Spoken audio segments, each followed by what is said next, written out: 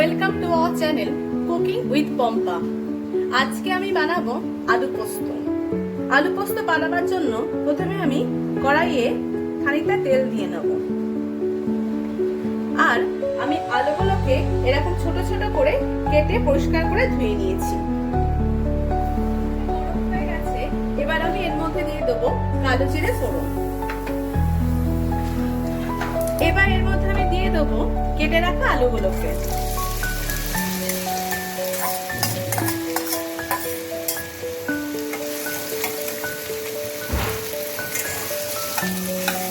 আলুটা ভালো করে ভাজা ভাজা করে নেব।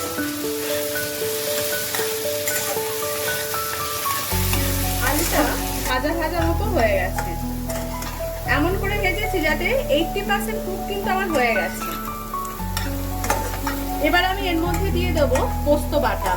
আমি 6 চামচ পোস্ত আর 2টো কাঁচা লঙ্কা মিক্সিতে বেটে রেখে দিয়েছিলাম, সেটাই দিয়ে দেবো।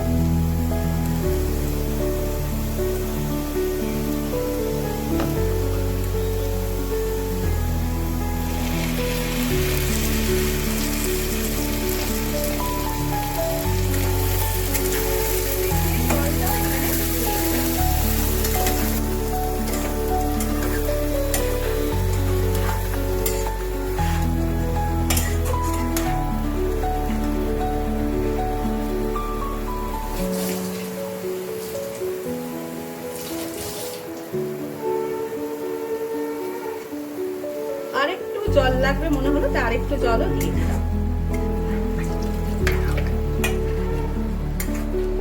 এবার আমি এর মধ্যে দেবো একটু হলুদ আর একটু লঙ্কা গুঁড়ো।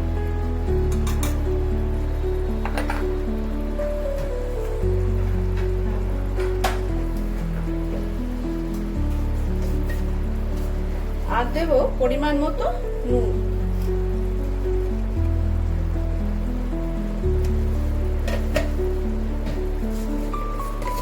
আর দেব অল্প একটু চিনি, একদম অল্প।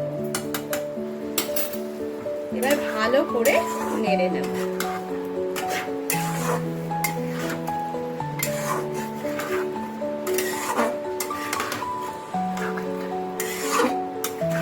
এবার ঢাকা দিয়ে আমি 10 মিনিট রেখে দেবো, তাতে আলুটা সম্পূর্ণ সেদ্ধ হয়ে যাবে।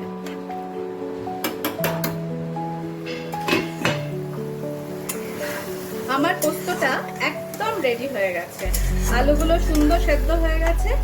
আর আমি দেখো বেশি ঝোলও করিনি, আবার একদম যে শুকনো করেছি তাও না, একটু গায়ে মাখা রেখেছি।